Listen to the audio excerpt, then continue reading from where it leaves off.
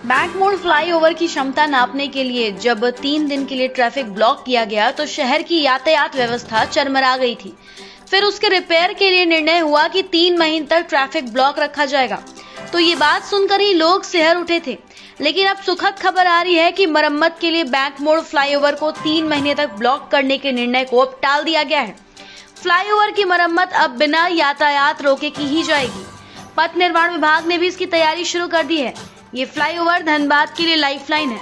70 के दशक में बनने के बाद इसकी मरम्मत अब जाकर शुरू हुई है। अब निर्णय हुआ है कि फ्लाईओवर पर एक ओर से सड़क बंद कर दूसरी ओर से गाड़ियों के आने जाने के लिए इसे खुला रखा जाएगा। इससे लोगों की परेशानी कम होगी। काफी जद्दोजहद हो हल्ला के बाद इस फ्लाईओवर की मरम्मत शुरू हुई है। फिलहाल फ्लाईओवर के निचले हिस्से और रेलिंग की रिपेयरिंग की जा रही है।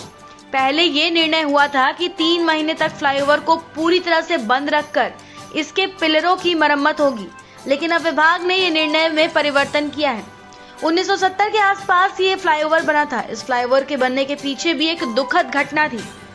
उस घटना के बाद तत्कालीन बिहार सरकार हिल गई थी और फ्लाईओवर निर्माण का निर्णय लिया गया था। 1970 के बाद इस फ्लाईओवर की रिपेयरिंग हुई ही नहीं है। इस वजह से पिलरों की स्थिति अब खराब हो गई थी। फ्लाईओवर में लगे बेयरिंग भी पुराने पड़ गए थे। ओडिशा की कंपनी ने ट्रैफिक रोककर 3 दिनों तक इसकी क्षमता की जांच की थी। जांच में पाया गया था कि फ्लाईओवर की स्थिति दिनों दिन बिगड़ रही है।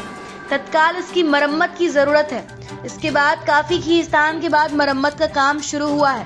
कहा जाता है कि मरम्मत होने के कुछ दिनों के बाद फ्लाईओवर की जिंदगी बढ़ जाएगी। वैसे धनबाद में कई अन्य फ्लाईओवर की योजना तो बनी, लेकिन ये अभी सरकारी संचिकाओं में ही बंद है। जमीन पर काम नहीं दिख रहा है। हो सकता है 2024 के चुनाव में फ्लाईओवर का मुद्दा भी बने, क्योंकि ट्रैफिक समस्या से यहाँ के लोग परेशान हैं। कोई भी ऐसा इलाका नहीं जहाँ जाम नहीं लगता। लोगों को घंटों समय लग जाता है। धनबाद से ब्यूरो रिपोर्ट।